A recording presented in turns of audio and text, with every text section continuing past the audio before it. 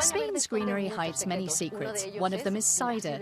It's impossible to get a feel of Asturias without visiting its apple orchards and cider mills. Let's discover how this apple-based drink is crafted.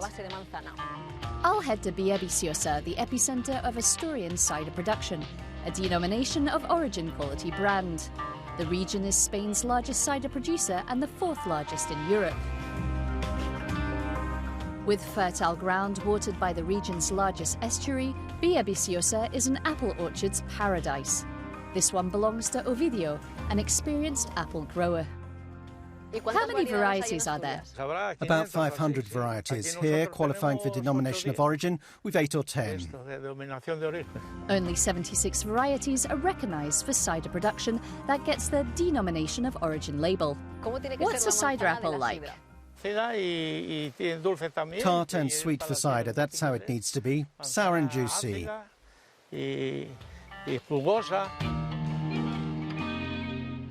Each apple brings a different flavour. Then it's craftsmanship that will turn them into natural, organic, iced or sparkling ciders. Like the one created in this cider production house, one of the oldest in the region. Tano comes from the 4th generation of cider makers. He selects the varieties, the right amount of acidity, sweet and bitter apples. Depending on the cider, we find different varieties. Other ciders are crafted by analysing chemical and physical characteristics. If I want an amount of acidity and bitterness, I mix 3, 4 or 10 varieties to get what I want. This stunning historic cellar made out of old chestnut barrels was built in 1898. Back in the 19th century, the company came up with the idea of sparkling the natural cider. It was in this cellar that the cider was fermented. Then the gas generated was added again before bottling it to make it sparkling. That way the cider was preserved for travel, for export to America. Nowadays it's crafted through a second fermentation like cava or champagne. Look, here are the bottles where we have the cider in secondary fermentation. At 18 months we rotate them, 1/8 of a turn every day, to bring down the yeast, which we can see here. So the cider is clean without yeast. It's not cloudy. This makes an excellent cider with a subtle bubble and golden colour. I can taste the acidity, a bit of bitterness and a sweet finish because of the apples.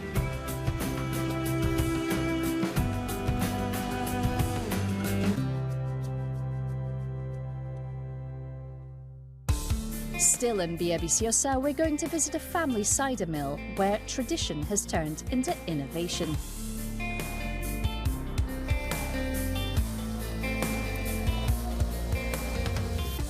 We have many varieties here, green, red, big, medium and small, a mix of everything.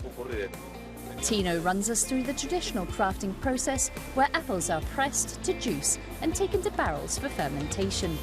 A family company rooted in tradition but embracing innovation. They started to craft ice cider, made with frozen apple juice to bring out the natural sugar. A sweet beverage that Tino discovered by chance. Its flavour brought him back to his childhood. It reminded me of the aroma of the apples that my grandmother kept in the granary during the winter. That aroma somehow made me look for a way to make ice cider in Asturias. But traditional cider is undoubtedly the most popular in the region. It's not only a beverage, it's an intrinsic part of Asturian culture. It's served in small quantities to aerate it in an unusual and unique ritual.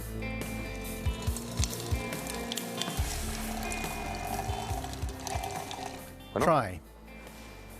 I don't know if I'll get it right, but let's try. Is it like this?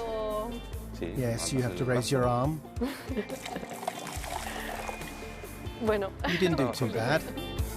As the Asturian writer Valentin Andres said, if by the apple we lost paradise, we may return to it through cider.